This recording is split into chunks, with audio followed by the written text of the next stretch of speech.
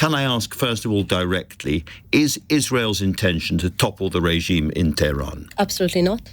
I think that Prime Minister was very clear that we are after the nuclear program. We are in this military operation for one reason: to defend Israel, to defend the region, to defend the world, and to make sure that Iran won't have nuclear capabilities. Andrew, you know, this is not the first time we discussed the Iranian regime, and your country, the UK, was Israel's partner for many years in fighting this threat. This is not just a threat on Israel. I just want to quote that your head of MI5 and your chief of MI6 were clear that Iran is a direct threat to your own country, to British people, to the Jewish community here, to our own embassy. This is a radical regime that we know what they're up to, and they were about to have a nuclear weapon. And Israel promised in its establishment never again about the Holocaust. And we said we're definitely not going to bring on ourselves a nuclear Holocaust. And this is why we went into this operation in the last minute. But it was still possible. You think you can trust this regime about which you have said so many fierce things, to give up its nuclear weapons and live peacefully alongside Israel? Isn't the truth that you need the regime itself to go?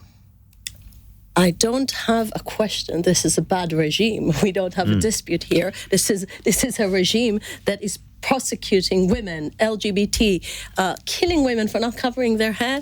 I mean, Masa Amini there's not going to be an argument about any of that. I'm just saying everyone knows what this regime is capable to. But from our point of view, the most important thing is they were in a point where there was a double threat on Israel. One was existential threat of the nuclear program. They were accelerating So this is only about the nuclear program. It's a double threat. It's a nuclear program and a ballistic missile program. Right. And you've taken out a lot of that. Can I just explain that? Because I think many people don't get it. When people are wondering what happened on Thursday night, why Israel just striked with all its abilities in the skies of Tehran, they need to know two things. One, at that Thursday, it was when the IAEA clearly said Iran was breaching any signal and anything they were supposed to apply according to international agreements. So Iran was not playing along with the international community on the nuclear issue, clearly. And the other question everyone should ask themselves, why a country that it's quite a common knowledge that 60% enriching uranium is only for military needs. So how come Iran was doing it? Can they explain that? They couldn't. Right. And there was one reason. They wanted a military program and they enrich uranium in a level of 9 bombs that could destroy Israel. Let's see if we can have more of a conversation. Please, no, just people don't understand that. People just, in London, people don't understand. You've said this is all about the nuclear program and the ballistic missiles, and you've attacked a lot of the ballistic missile sites. A third is already. We both know that the centrifuges for the nuclear program are buried effectively underneath the mountain. Now, Israel does not have the capability, as I understand it, to destroy those. Only the Americans do. And therefore I come on to what President Trump has been saying tonight and yesterday. Do you believe the Americans are about to remove Iran's capability on nuclear missiles? So the Americans, you heard all the statements today, yes, I've read them out, I think the president can speak better than I do. He sees this regime. I mean, I will say what we're doing. He sees this regime as a regime that will never have nuclear capabilities as long as he is the president, and he agrees that this regime is dangerous and he will never give it the chance to have nuclear weapons. So he's half threatened to kill Khamenei, or he said, "I know where you are." Is that, you think, just trying to spook the supreme leader of Iran into coming to the negotiating table, or is this the beginning of a full-scale American attack against Iran? We don't believe in fake negotiation. What the Iranians were doing so far was misleading the international community that while they were negotiating, they were racing to a bomb. How can you be sure this doesn't just go on?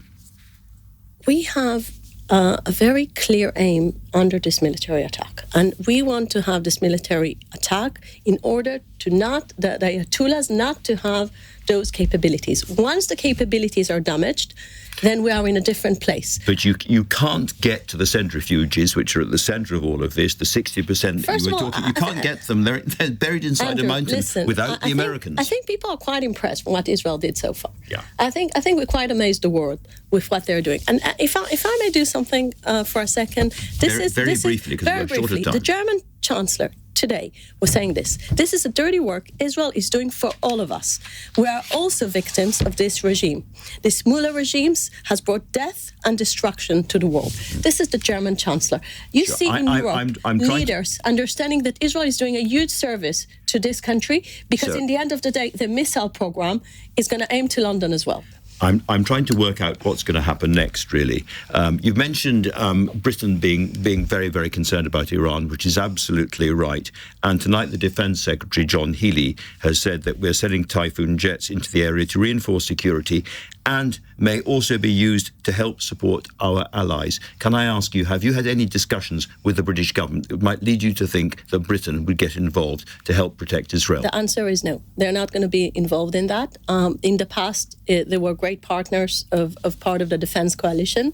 We didn't ask anyone's help, honestly, from the British government. We are very clear that we are very happy that our friends from all around the world are supporting this very justified campaign against the most dangerous regime not to have the most dangerous weapon. And we didn't ask their help, and we are allies in intelligence cooperation. We do a lot of things together on security, but the UK is not involved. All right. Do you think the UK is any longer a reliable ally for Israel after the sanctions announcement we've seen over the last couple of weeks? We have a gap on many issues, and I must say that on Iran there was never a gap. We always understood how dangerous this regime, and the UK government, whether it was Conservatives or Labour, always thought that this regime shouldn't have nuclear weapons. So this is where we agree.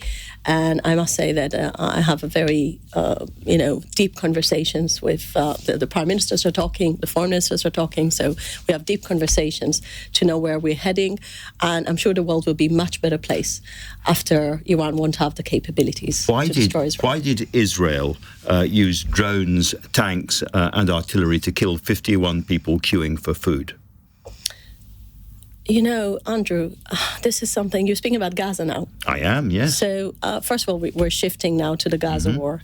In the Gaza war, we are in a point where I think when we win the Iran war, this is where we're going to have a huge opportunity to have a proper ceasefire in Gaza, because this is the patron of Hamas and all the proxy system they built for years around Israel. So I believe actually it will move us forward to a ceasefire in Gaza. That's an expression of hope. I'm asking you why you are killing civilians. We are not. You are. No, we are. We're not. It's the fourth such attack. We're not firing. We're not firing on civilians.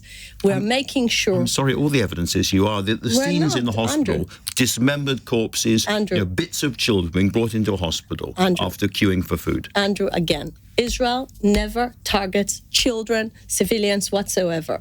What is happening, that Hamas is the one who's firing on people and preventing it to get food because he's losing control on the aid system. That is not what people there are saying. That's not what the rescuers are saying. The scenes inside the hospital at Khan Yunis are absolutely horrific. And these were people queuing for food at a food distribution point. I can't understand why they were attacked with drones and tanks. Andrew, I just finished a conversation with other senior legal people in the army services. You know what he was telling me? He said, if the international community would have known how cautious we are and how we operate, how we check every single facility. And you know those hospitals are not hospitals. You know they are. They're not hospital equipment. They're used as military facilities. Oh, yes, Al-Shifa Hospital was a hospital? No, it was the headquarters of Hamas. You know that. And they were abusing the international community. The European hospital is where Sinwar was found just a few weeks ago, found dead because he was sheltering there instead of, being a brave leader, but he was underneath as a terrorist and he died as a dog because This is the type of people, they don't care about their own people, they don't care about aid, they were looting the aid. So we need to remember that. We need to remember that Israel is not targeting civilians. And this is after speaking to so many people in our system that they know we only target military targets. Everybody around the world needs to know what's going on, needs to know the truth about these things. I just said that 51 people were killed by Israelis while they were queuing for food. Not being targeted. They were never being targeted by our they were troops. killed I stand behind my words. They weren't targeted. But if we were able to have proper independent journalists there, we'd both know what was the truth. Why won't Israel allow journalists to operate freely in Gaza? I believe very soon, after we finish with the war in Iran, there will be a ceasefire and you'll be allowed to get into Gaza and to report as much as you want. In Haifa, in Israel, a group of people were wearing T-shirts which simply read, "Stop the War." They were apprehended by the police and they were told that their slogans were illegal. That is not the kind of thing that happens in a democratic state. I'm not familiar with it. People are demonstrating. You know something? My country was so famous for having demonstrations in the last 2 years, more than any other country in Europe, I think. Well, used to be. We had cities in Israel full of people raising their flags. People are allowed to say everything in Israel, and as long as they're not inciting for terrorism. I believe that our country is the most democratic country in the world when it comes to freedom of speech, okay. and the evidence is our streets.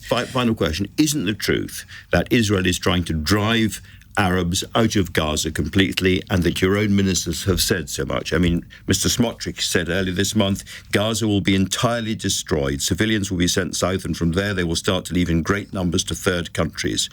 And he said that we are finally going to conquer the Gaza Strip. Isn't the project to remove Arabs from Gaza? I don't think the 7th of October was an Israeli project. It was a Hamas barbaric attack. With all the respect, what we're doing is making sure that the southern communities of Israel will be safe forever and will never be confronting this type of barbaric invasion that Hamas committed as a war crime, as the worst war crime the Jewish state ever experienced. With all the respect, we didn't invent it 7th of October. It happened as a Hamas plan. It happened as a barbaric plan to kill our people, to brutally kill innocent people in their beds, and you know what happened the 7th of October. So every normal country would have made sure that this type of thing won't happen again. This is what Israel is doing. We want to make sure Gaza won't be a threat to Israel, and this is why we're operating for so long, paying huge price. I think the Israeli people are extremely resilient and brave by taking another step and another step of fighting evil, and we're doing that because we believe in this cause.